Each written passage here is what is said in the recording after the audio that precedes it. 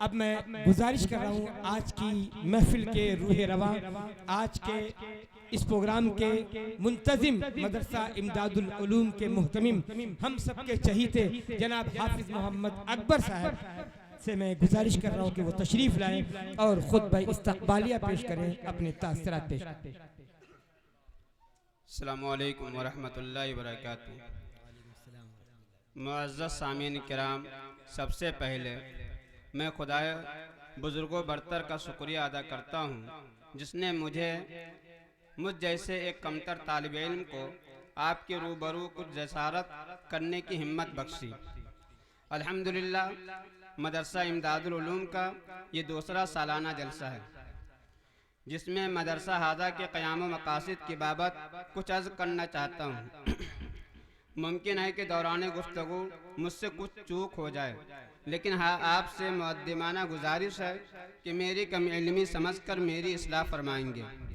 हज़रात, मदरसा इमदादुल उलूम जो कि आपके मोहल्ले में वाक़ है, जिसमें दीनी उलूम के साथ असरी उलूम का भी ख़ास ख्याल रखा गया है, जिसकी चंद झलकियाँ बाद नमाज मगरिब आपके सामने पेश की गई।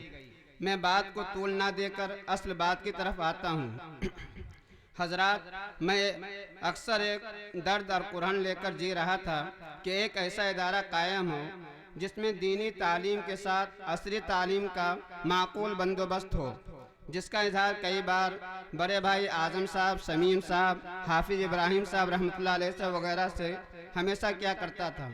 उस वक्त शुमार अली भाई का मकान खाली था। किसी मसलहत के तहत वह ख्वाब शर्मिंदा ताबिर ना हो सका, मगर मैंने उम्मीद का दामन न छोड़ा। बस रब्बे करीम के सामने दस्ते दुआ उठाता रहा और उसकी रहमत से उम्मीद लगाए रहा। आखिर खुदा ने मेरी दुआ कबूल की और मुझे अच्छी तरह याद है, और वह पल, वह तारीख, वह दिन कभी नहीं भूल सकता। माह दिसंबर 2018 बरोज़ बुध बाद नमाज ऐशा की बात है, जब अचानक मेरे चचा जमील साहब का फ़ोन आया और उनका इतना कहना कि कारी हामिद साहब अपनी ज़मीन पर एक मदरसा का क़याम चाहते हैं। बस फरते खुशी से अश्कबार हो गया और बेइख्तियार रब्बे ज़ुल जलाल का बार बार शुक्र अदा करने लगा। और हमने चचा जमील साहब से दूसरे दिन तक के लिए मोहलत चाहिए। उसके बाद सबसे पहले मैं जिनसे इस मामले में मशवरे का ख़्वाह था वह थे हमारे मुशफ़िक़ अकरम फरमा अलहाज कारी रज़ीउद्दीन सिद्दीकी साहब। बादहू अपने बड़े भाई मौलाना बदर आलम साहब नदवी से रुजू किया। दोनों साहिबान ने मुझे फराख दिली से मुबारकबाद देकर इस काम को जल्द अज जल्द शुरू करने की ताकीद की।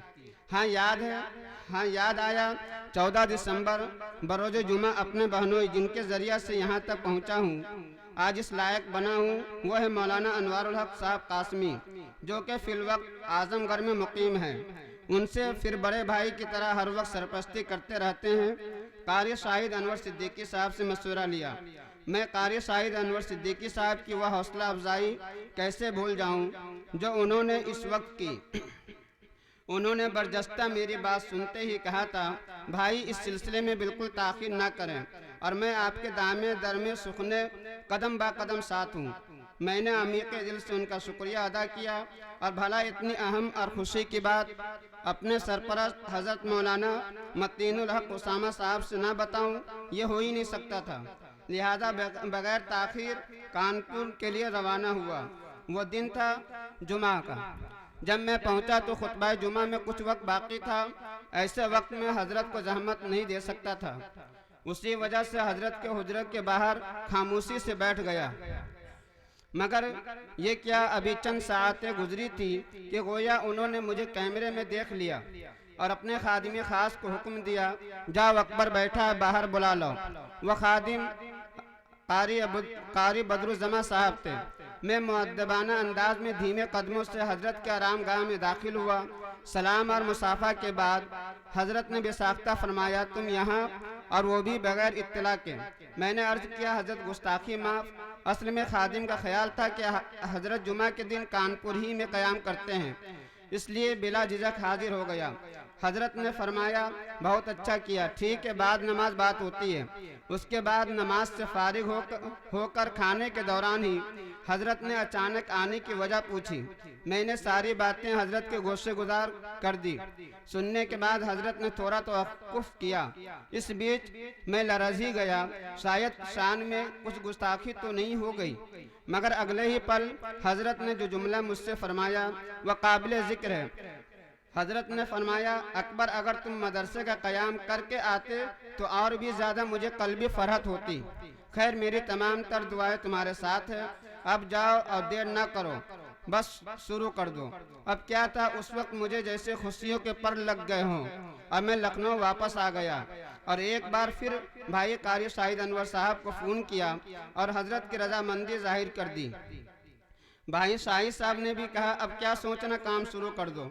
मैंने कहा, सबसे पहले मुझे उसकी सफाई और फर्श का काम करवाना है, मगर उसके लिए वसाइल मेरे पास नहीं है। उन्होंने कहा, काम शुरू कर दो, बकिया खुदा पर छोड़ दो। और देखते ही देखते 11 दिन की मेहनत व काविश से काम मुकम्मल हो गया, जिसमें 7 लाख रुपए सर्फ हुए। और ये रुपए मैंने अपने बहनोई, अपने दोस्तों और जनाब कारी रज़ीउद्दीन साहब से बतौर कर्ज लिए। हाँ, एक बात रह गई, अभी काम मुकम्मल भी नहीं हुआ था कि एक शाम बजरिया फ़ोन पर खबर मिलती है कि तकरीबन 14 बच्चे हैं जो आपके मदरसे में दाखिला चाहते हैं। चूँकि जिस मदरसे में वो ज़ेर तालीम थे वह बंद हो चुका था। मैंने कहा, अगर अभी काम को तकमील को नहीं पहुंचा, मगर आप तशरीफ़ लाएं, ये मेरी खुशनसीबी है कि अल्लाह ताला ने काम ख़त्म होने से कबल ही इसमें पढ़ने वालों का इंतज़ाम कर दिया। खैर वह बच्चे आ गए और 14 बच्चे 2 उस्ताज़ा से मदरसे का तालीमी सिलसिला 24 दिसंबर से शुरू हो गया। हजरात, ये छोटा सा कारवां रवां दवां हो गया, मगर कुछ अरसा के बाद ऐसा भी वक्त हमने देखा जब ये लगा कि यह कारवां यहीं दम तोड़ देता। ऐसे नाजुक मौका पर मैंने सबसे पहले हजरत मौलाना अब्दुल वली साहब फारूकी दामत बरकातुहुम से रुजू किया। हजरत ने मेरे तमाम तर अहवाल सुनने के बाद कुछ इस अंदाज में हौसला अफजाई फरमाई, गोया कोई बात हुई न हो, और आन की आन मेरी सारी फिक्र धुआं हो गई। मैं बताता चलूँ कि अगर मैं उस्ताद मोहतरम हज़रत मौलाना दिलावर हुसैन साहब दामत बरकातुहुम का तज़किरा न करूँ तो ये बड़ी चूक होगी। तालीमी निज़ाम की बेहतरी की गर्ज से हज़रत वाला से गुजारिश की, जिससे उन्होंने बड़ी मोहब्बत से न सिर्फ कबूल किया बल्कि 7 महीनों तक आप तशरीफ़ लाकर इस काम को तकमील तक पहुँचाया। और आज अल्हम्दुलिल्लाह उसी नहज पर मदरसा हाजा गामज़न है। एक और मोहसिन का मैं जिक्र न करूं तो एहसान फरामोश कहलाऊंगा, वो है मेरे भांजे मौलाना अबरारुल हक साक़बी। अगर वह उम्र के एतबार से मुझसे छोटे हैं, मगर इल्मी लियाकत में मुझसे बहुत बड़े हैं। मौसूफ 2019 से आज तक मदरसा हाजा की खिदमत बगैर किसी तनख्वाह बहुस्न खूबी अंजाम दे रहे हैं और मेरे साथ हर नसीबो फराज में कदम बा कदम चलते हैं। मैं आज की इस बज़्म में दिल की गहराई से उनका शुक्रिया अदा करता हूँ। इसी तरह तमाम असातिज़ा, खुसूसन कारी अब्दुल रज़्ज़ाक़ साहब का, जो तमाम असातिज़ा में सबसे ज़्यादा अरसा से मदरसे की खिदमत को अंजाम दे रहे हैं। साथ ही आप तमाम सामिईन, बज़्म उलमाए किराम, शोरा इज़ाम का भी आपने मेरी दावत को कबूल करके मुझे इज़्ज़त बख्शी। हजरात, आखिरी बात कहकर मैं अपनी जगह लूँगा और एक बार फिर दोहराना चाहता हूँ कि इस मदरसा को मैं बिल्कुल मॉडर्न मदरसा बनाना चाहता हूँ, जिससे एक हाफिज उर्दू के साथ साथ हिंदी, अंग्रेज़ी, साइंस और रियाजी की तालीम से मालामाल होकर फारिग हो।